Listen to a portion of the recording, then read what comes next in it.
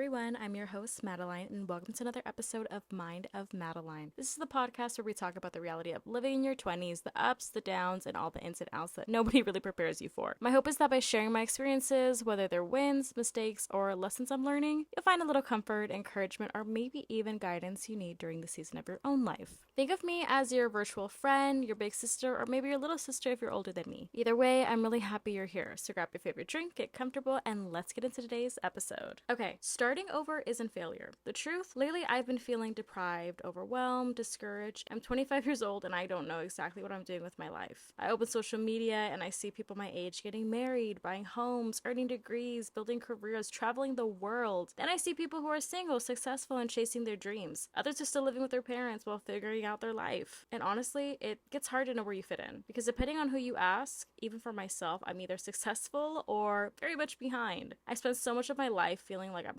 constantly waiting for my turn, never really knowing when or even if I'd catch a break. It's easy to get caught up in invisible competition. Who has the better job? Who has the newest car? Who makes more money? Who seems happier? But the older I get, the more I realize life isn't supposed to be a race. We're all running completely different paths, and comparing our chapter 3 to someone else's chapter 15 will never make us feel fulfilled. Over the last year, I've been battling my emotions. There have definitely been some highs, but recently I've been experiencing one of the biggest lows I've had in a while. Sometimes I wonder if it's all a test. A few years ago, I made one of the biggest decisions of my life, one that completely changed the direction I was headed. Most people my age had already earned their bachelor's degree, however, I felt lost. I had this dream, but I couldn't fully commit to it because I was so focused on just making money, like your girl just wanted to get in her bag. Financially, I was doing okay, buying shoes here and there, buying it in every color, even though I still don't wear them to this day. I have brand new shoes that are in boxes collecting dust. I have clothes with tags on them that have never been touched, nor worn. They have sat in my closet longer than I've ever worn them. It's sad. I had this dream, but I couldn't fully commit to it because I was so focused on just making money. So even though I was having all of these things, emotionally, I wasn't really happy. So at 23, I made the decision to start over. It honestly felt like I was beginning again at an 8-year-old mindset, sitting in classrooms where I wondered if I had made the right choice or if I actually knew what I wanted to do with my life. And vice versa. It's a crazy time right now. Starting over is scary because you have no idea what's waiting for you. You don't know what opportunities are coming, what setbacks you'll face, or what curveballs life is going to throw at you. I even had a complete career change. What's funny is everyone kept saying, oh, I could totally see you doing this, when in reality,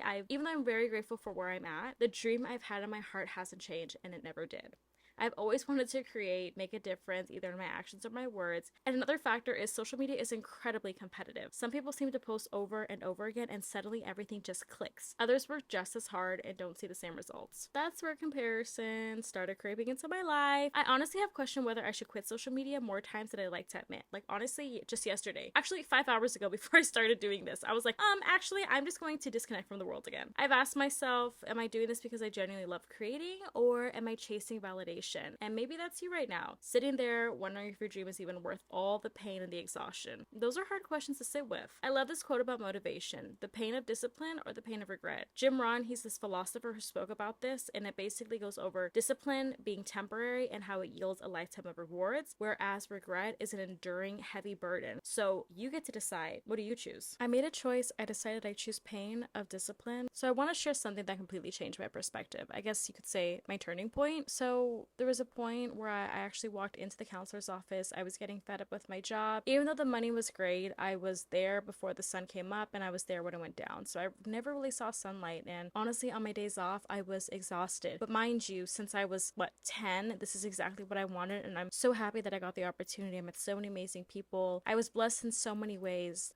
However, it was temporary, not permanent. But I remember finally deciding to go back to school and fully commit. I walked into a counselor's office hoping someone would tell me that there was still a chance for me, some sort of motivation, even though I know some counselors have a really bad reputation on not being the best. But at the time, I was already on academic probation 3 times, and I was on disqualified status twice. Yeah, my GPA, no joke, was a 0.3, not even a 1. It's okay, we can laugh, but just to throw it out there, I made Dean's List and graduated with honors. Thank ya. So anyone feeling discouraged, it's not impossible, just painful and extremely stressful. You'll just need to make huge sacrifices. Anyway, I remember being told that if I wanted to continue, I'd have to get straight A's, petition to be reinstated, and basically prove that I deserved another opportunity. Mind you, this counselor was horrible. I remember leaving the appointment and absolutely bawling my eyes out because it was unreal. I could not contain my emotions. I mean, I walked straight to the bathroom after and just cried my heart out. Like, I gave up in that moment. And to make matters worse, I was enrolling in classes only to get dropped because I was dealing with health issues. Everything felt like it was working against me. At the same time, I was working at a job that paid the bills, but I wasn't happy. So falling back on that, so the next day I ended up going to work. I was closing and I had a customer absolutely cuss me out clean. I mean, clean. She insulted me. She assaulted me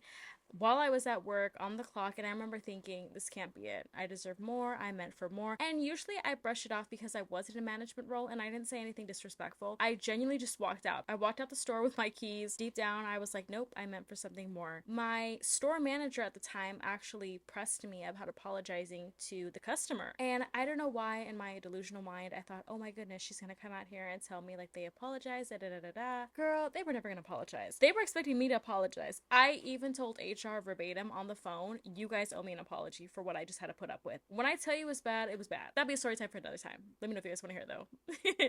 That's tea. One thing I always say is I won't be disrespectful, but I won't be disrespected either. For a while, I tried juggling everything because I needed the money, but eventually I made another scary decision. I changed jobs so I could finally commit to school and give it the attention that it deserved. And little by little, things started changing. I got reinstated, I got straight A's, I started earning the grades I never thought I was capable of. I transferred to university, and on top of it all, I got accepted into every school that I applied to, which 2 of the schools that I had applied to from my list are actually really difficult and extremely competitive as a transfer student, especially considering I did not have the best academic record. For the first time in a long time, I started believing in myself again.